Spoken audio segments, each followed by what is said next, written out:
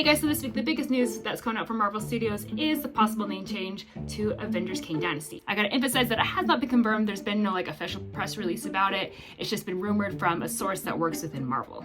So one thing we do know about Marvel Kang Dynasty is that behind the scenes, Disney and Marvel have been calling it Avengers 5 since Jonathan Majors was accused of harassment and assault. But it seems like Disney was kind of playing it out to see till he was proven guilty, but a lot of other organizations and filmmakers are dropping him from their products and their productions. And then finally, when he was found guilty, that's when Disney and Marvel Studios cut ties with him, which led to a lot of will they, won't they recast Kang. Obviously, there are a bunch of rumors of who may be recast as him, but who knows? At this point, it seems like at the end of Loki season 2, they've kind of made way for a new big baddie, which the fan favorite is obviously Dr. Doom. But let's go back to the name change story, because obviously this is not confirmed, but it does follow the trend of bad luck that has come Marvel Studios' way since Endgame. Because what it seems is that a lot of things they had planned for this phase fell apart, and a lot of it was out of Marvel's control. So if you haven't heard of this book, it is an awesome book if you're a fan of the MCU. I'm almost done with it, and it has taught me so much about the Marvel Cinematic Universe and about Marvel in general, so I highly recommend it. So as Marvel Studios is getting ready to kind of bring on a new set of superheroes,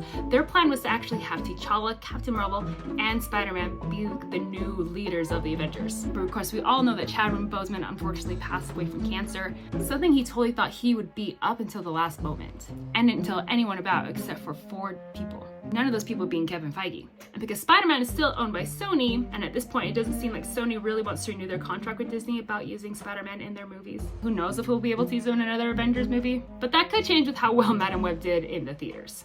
And then of course Captain Marvel did not do well with audiences, so our 3 main Avengers that we were going to focus on were no more. And another thing that was sort of out of Marvel Studios' control was when they fired James Gunn, because initially Feige had planned James Gunn to be kind of the new Joss Whedon of the MCU in this new phase. After Chapek went over Feige's head to fire James Gunn, James was offered a job with DC, so of course he went over to DC. That then, of course, long story short, a lot of the cast of Guardians of the Galaxy was refusing to be in Guardians 3 unless James Gunn was the director of the movie.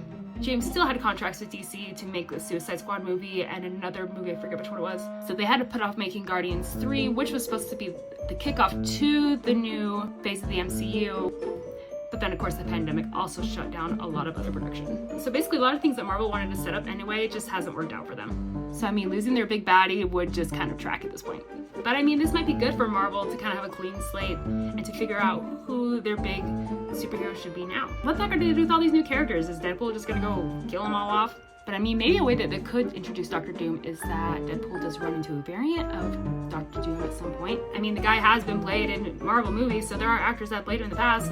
Is that maybe how we're gonna meet Dr. Doom if they decide to make him the new big baddie? Sorry, we're getting off track, going back to the name change. It's kind of crazy to think that we're actually getting to pop culture convention season, and I kind of wonder if that's where Kevin Feige might make the announcement that they have a new big baddie coming up, and that they're going to rename Avengers Kang Dynasty. But it's still a shame, because Kang was actually a very compelling villain, and Jonathan Majors played him so well. But with the dumpster fire that Marvel Studios has actually been since this new phase of the MCU, having this reset might save a lot of grief and get some more fans back into the theaters to watch Marvel movies. So if they want to rename it Avengers 5, go for it.